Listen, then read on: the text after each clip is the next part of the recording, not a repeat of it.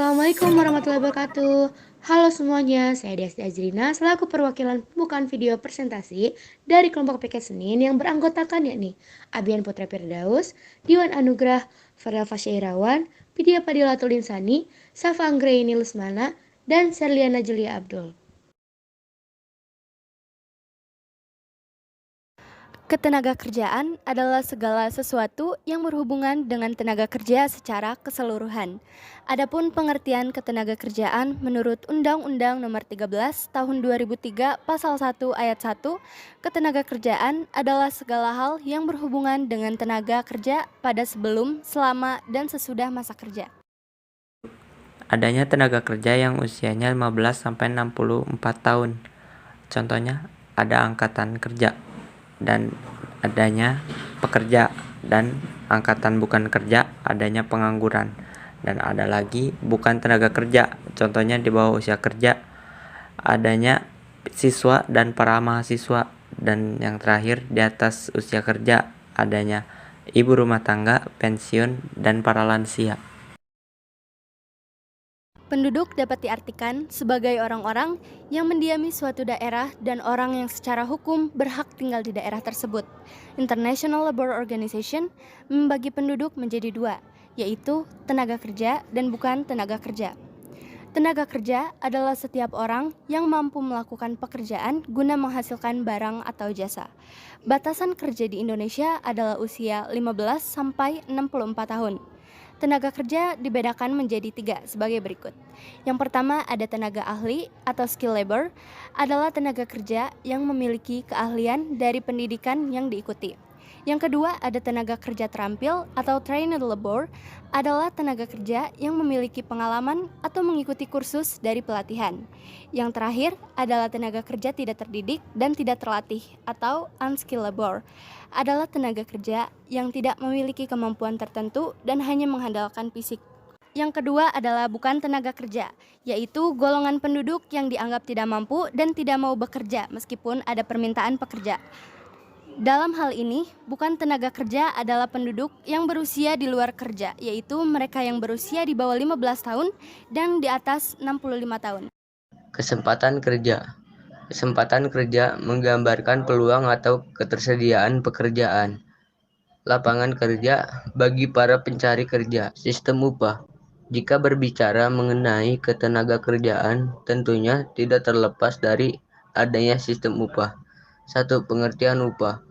Upah adalah imbalan atau balas jasa kepada tenaga kerja atas faktor produksi yang diberikan menurut suatu perjanjian kerja yang telah disepakati. 2. Faktor-faktor yang mempengaruhi tingkat upah.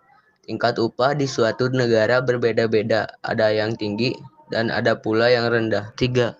Sistem upah. Sistem upah adalah kebijakan ataupun aturan yang menentukan upah yang harus dibayarkan kepada setiap pekerja.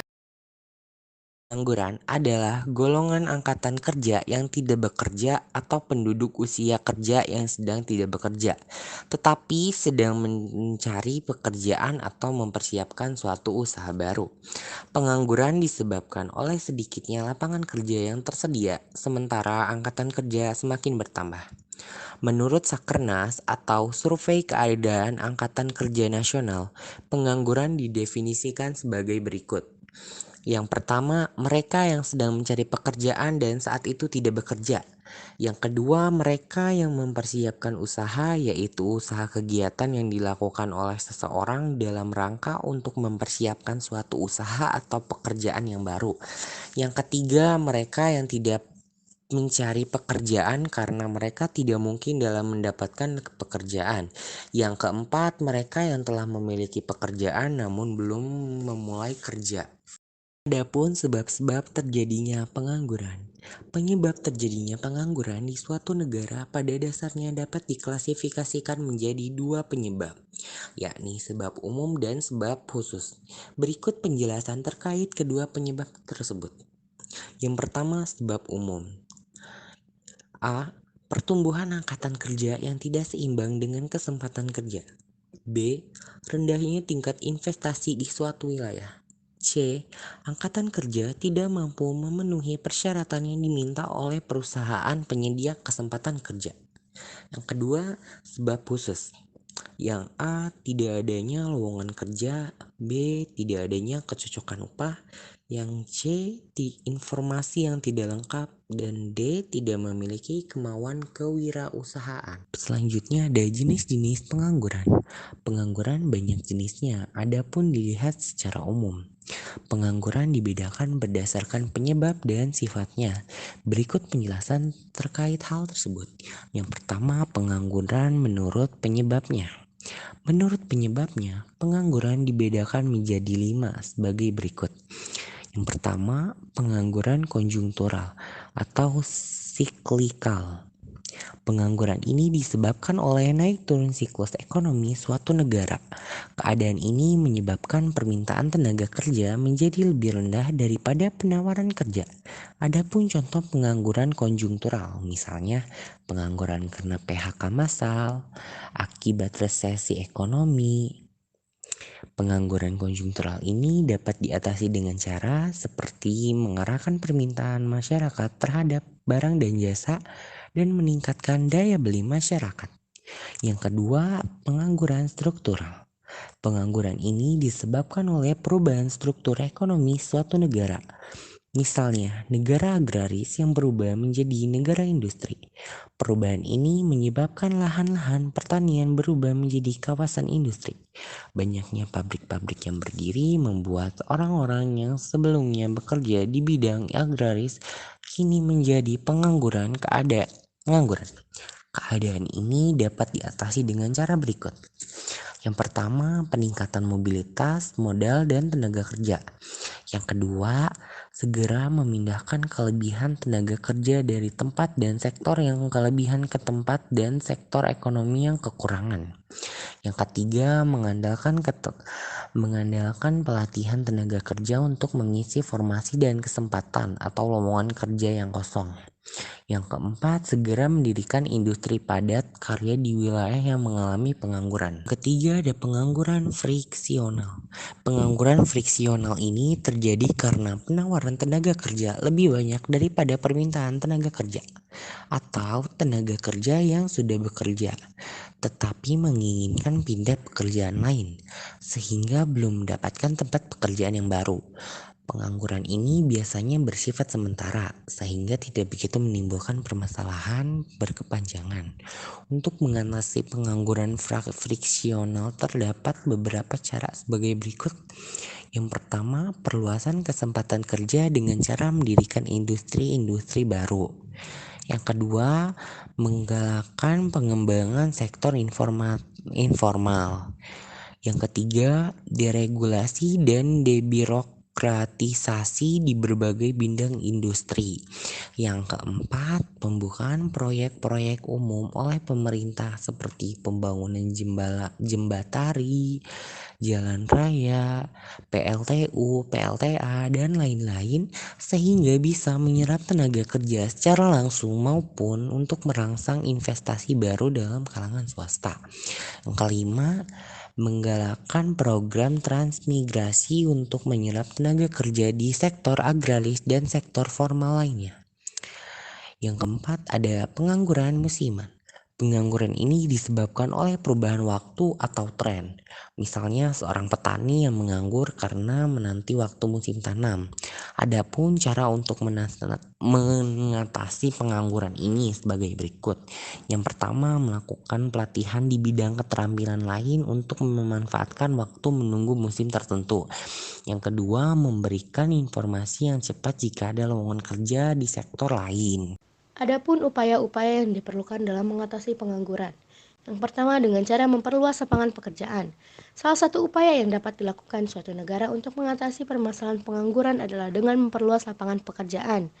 Hal ini mengingat di negara-negara yang berkembang memiliki ketersediaan tenaga kerja yang melimpah, namun tidak diiringi dengan banyaknya lapangan pekerjaan. Selanjutnya, ada upaya yang dilakukan oleh masyarakat. Upaya yang dapat dilakukan oleh masyarakat dalam mengatasi pengangguran antara lain dengan mengadakan atau mengikuti program latihan kerja, meningkatkan usaha keluarga dan wira swasta, membuka lapangan kerja dengan mendirikan lembaga pendidikan keterampilan atau kursus-kursus, bekerja sama dengan Dinas Tenaga Kerja dan perusahaan jasa tenaga kerja, serta membuka pos informasi kerja. Yang terakhir ada upaya pemerintah. Peran pemerintah dalam penuntasan masalah pengangguran sangatlah penting.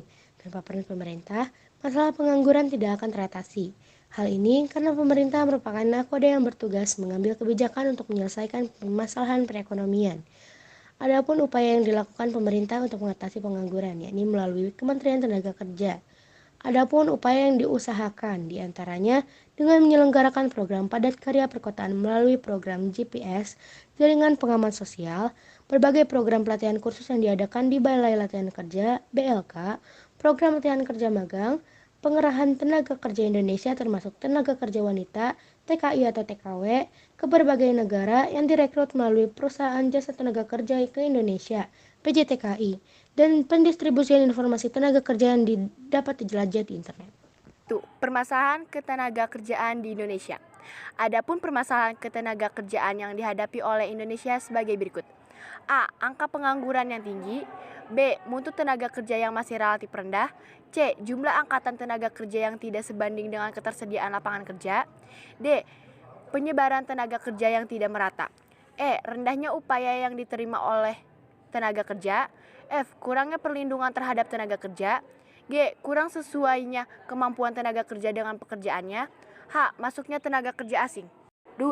Peranan dalam upaya penanggulangan masalah ketenaga kerjaan. A. Meningkatkan mutu atau kualitas tenaga kerja. Kualitas tenaga kerja adalah hal yang harus diutamakan oleh suatu negara jika ingin menyelesaikan masalah terkait ketenaga kerjaan. Adapun upaya yang dapat dilakukan untuk meningkatkan tenaga kerja sebagai berikut. 1.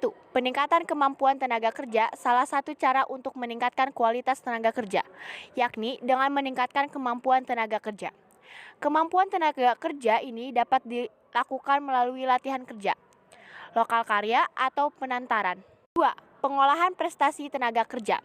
Hal ini bertujuan untuk meningkatkan produktivitas dari tenaga kerja yang bersangkutan. Selain itu, perusahaan juga harus memberikan kesempatan karyawan berprestasi untuk mengembangkan karirnya.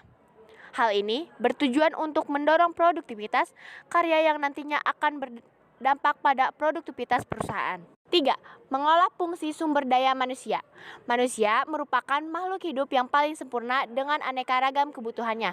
Kebutuhan tersebut dipenuhi melalui program seperti peningkatan gizi, kesehatan, serta kualitas mental dan spiritual. Menyusun dan menetapkan dasar hukum ketenagakerjaan di Indonesia. Peraturan terkait ketenaga kerjaan di Indonesia diatur dalam Undang-Undang Nomor 13 Tahun 2003. Akan tetapi, pada tahun 2020, pemerintah mengesahkan Undang-Undang Nomor 11 Tahun 2020 tentang Cipta Kerja ini merevisi sekitar 79 undang-undang yang ada sebelumnya, termasuk Undang-Undang Nomor 13 Tahun 2003 tentang ketenaga kerjaan. Perevisian ini diharapkan dapat meningkatkan iklim investasi, menciptakan lapangan kerja, membuat majunya dunia usaha, menciptakan kesejahteraan pekerjaan, serta menciptakan perekonomian yang kondusif di Indonesia. Bagian C. Penetapan upah minimum. Upah minimum diberikan dengan memperhatikan kondisi daerah yang bersangkutan. Penetapan upah minimum bertujuan untuk melindungi hak-hak pekerja agar terhindar dari perusahaan-perusahaan yang hanya mencari untung. Selanjutnya, bagian D. Usaha perluasan lapangan kerja. Yang pertama, dalam negeri.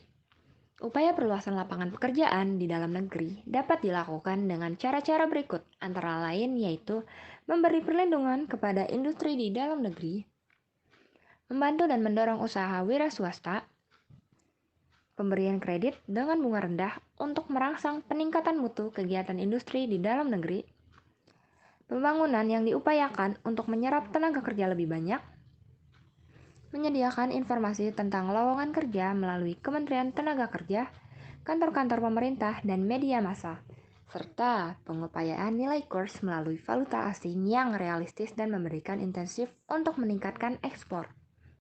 Yang kedua, luar negeri.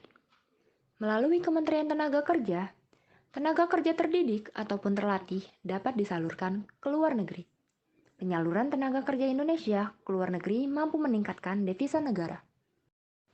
Berikutnya, bagian E. Perlindungan tenaga kerja. Terdapat hak-hak tenaga kerja antara lain sebagai berikut. Yang pertama, penghasilan yang memenuhi penghidupan yang layak bagi kemanusiaan. Yang kedua, memperoleh jaminan sosial tenaga kerja. Yang ketiga, memperoleh fasilitas kesejahteraan sesuai kemampuan perusahaan. Dan yang keempat, memperoleh waktu istirahat atau cuti. Yang kelima, memperoleh keselamatan dan kesehatan kerja. Yang terakhir, bagian F. Menumbuhkan jiwa wirausaha. Wirausaha menjadi salah satu upaya yang tepat untuk mengatasi pengangguran di Indonesia. Wirausaha dipercaya dapat menggerakkan perekonomian suatu negara. Untuk itu, pemerintah tengah berusaha mendorong industri-industri kreatif di Indonesia sehingga mampu menciptakan lapangan pekerjaan. Diharapkan terbukanya lapangan pekerjaan ini dapat mengurangi angka pengangguran di Indonesia sekaligus menyelesaikan permasalahan-permasalahan lain yang muncul akibat pengangguran.